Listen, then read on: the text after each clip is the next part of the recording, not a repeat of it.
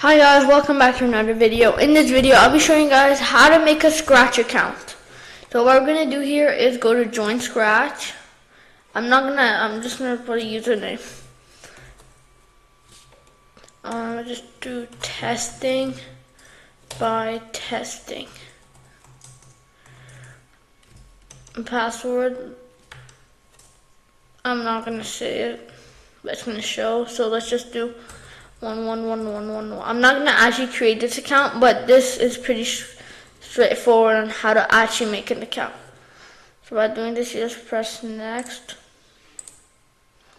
and you do whatever country.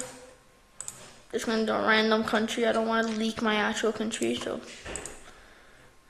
And you enter your age over here, and when you do that, it's gonna ask you for an email. So I'm just gonna enter a random one.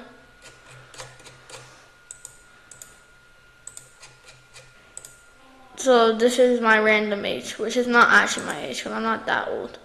Your gender, male, and then your email address. So let's just do example@gmail.com. This isn't my actual email. And then you press create your account. And then it's gonna ask for verification. And then you go on your account and do it.